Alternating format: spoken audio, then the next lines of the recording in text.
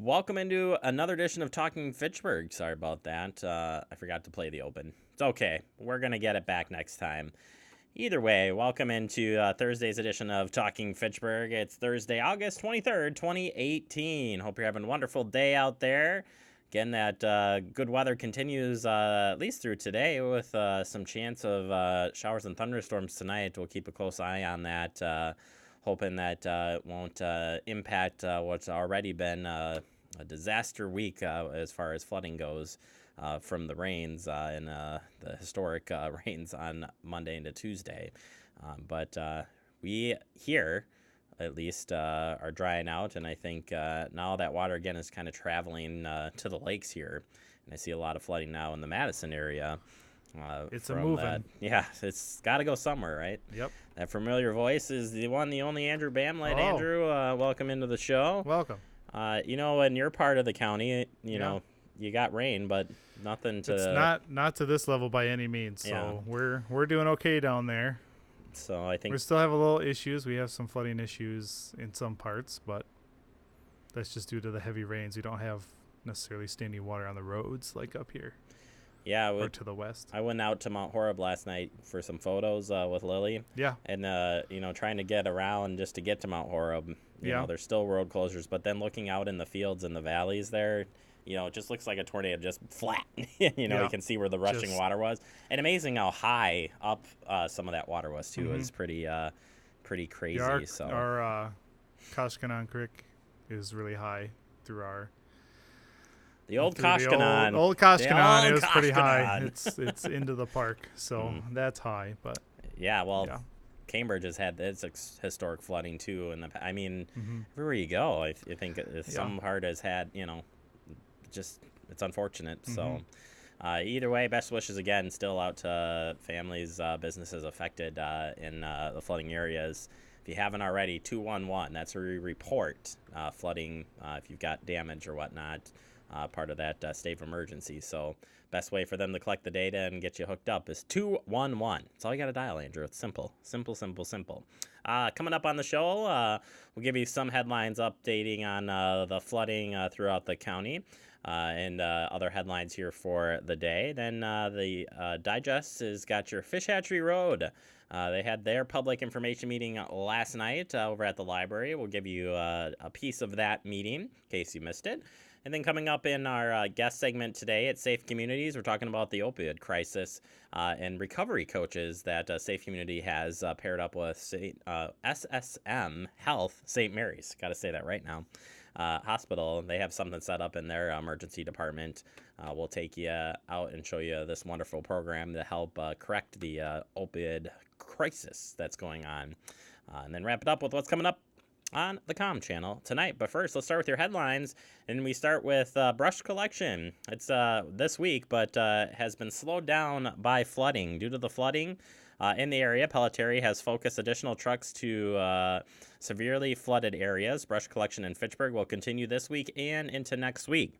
Thank you for your patience and understanding during this time. And again, if we get any other information, we'll pass it along. But if they haven't picked it up yet, don't fret. You either get it this week or get it in to next week. So now you are aware. Coming up tonight, we've got our block party, the Fitchburg Tech Campus Back to School block party. World famous, Andrew. It's tonight. Kicks off at 5 o'clock p.m. It's right next door to the library here, 2690 Research Park Drive here in Fitchburg. This is benefiting, by the way. All the benefits here of this event are going to Aldo Leopold and Stoner Prairie Elementary Schools. Live music, games, arts and crafts, photo booth, face painting, and more. Stop on by. Lots and lots of activities going on down there. Again, 5 to 9:30. We'll bring you some of that fun event, recap here tomorrow on Talking Fitchburg. Also tonight, so another thing you can do before you even head over to the block party, you can head over to the farmers market. Yep, that continues into November before they move inside. So you still got some time to get out there. 3 to 6 p.m., you know where it's at, Agora Pavilion, 5511 East Sherrill Parkway. Stop on down and get some great local products from 25 vendors across southern Wisconsin. Yeah, you got your whole night planned already right there. Another great event coming up is the Race for Agrace. Yeah, still time to get signed up for that. It's a 1 mile fun walk and timed 5K run walk to benefit Agrace Care for All Fund. This event will take place again on Sunday, September 16th at 9 a.m. at Agrace in Madison. At Agrace, we believe that everyone deserves access to our compassion, high-quality care, regardless of who they are or whether they can pay.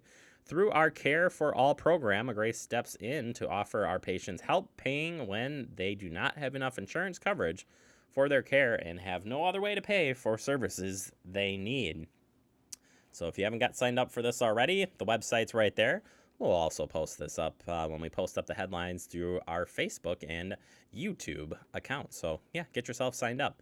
I'm hoping the family and I can get signed up for this one, Andrew. It's going to be a good time. So, we'll see. Christy's like probably not going to do it. Just saying. She'll be like, no way. I'm just about to have the baby. I'm not going to walk. You crazy? She'll probably just sit and watch me. Maybe Lily She'll and I cheer you can. on. Yeah. You push Lily in the stroller. Push. She can push me. There you go. Pull you in the wagon. Right? There you go. That would be a video, right?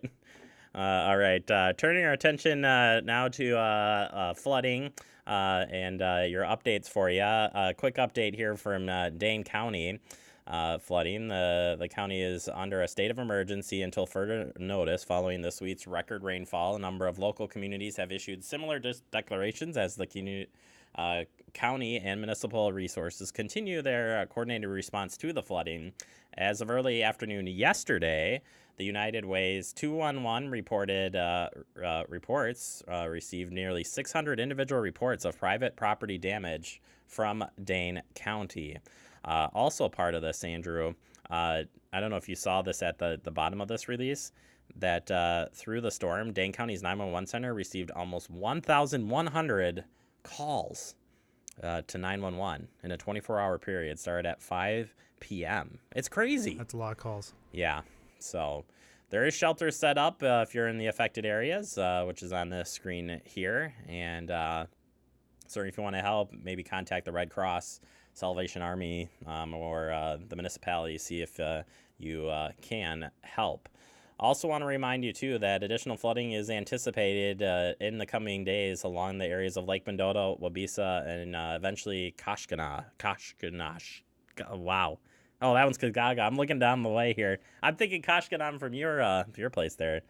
Either way, we know that there is now in Monona and parts of Madison that there already as water has risen and is over some of the roads there. So keep in mind that this is still an ongoing situation, and you should be checking ahead when you're heading out, especially if you're going anywhere near waterways as things continue to get flooded.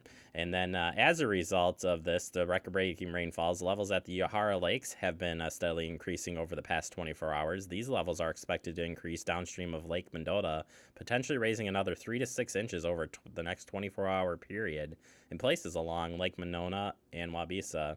And again, I just want to say I don't know why. I just want to say that. I'm sorry. So either way, this can even hit close to here too. So Dane County Emergency Management coordinating flood preparation efforts for these communities expected to be impacted by the lake levels. And sandbags and alike are out there and available for residents. So keep that in mind. Dane County has deployed 10 lake weed cutters into the Yahara River downstream to ensure floodwaters can move through the system of lakes as quickly as possible. And again, Dane County is under a state of emergency as a result of this week's flooding, rains, and subsequent devastation. Also, wanted to pass along again just another resource out there if you're interested in learning about how to protect yourself against flooding, even after flooding has occurred. We've been trying to share these resources for you, and this one I think is pretty cool. And it says here, every year, areas of Wisconsin are routinely flooded. If you live or work in an area likely to flood, take some simple steps to protect yourself and your property with the Wisconsin Flood Toolkit, which provides general information and guidance on flood events and for health professionals and the public. This guide is pretty cool. We'll post up the link so you can take a look at it. It's just a good guide. And it's got, again, everything from getting you prepped pre, during, and post event of flooding related to Wisconsin specifically. So good resource out there, and something we can take advantage of anytime by just clicking on the link. All right, that does it for your headlines. Coming up next, we're going to open up our digest, take you out to last night's fish hatchery public information meeting about the North Fish Hatchery road construction project. That's next, right here on Talking Fitchburg.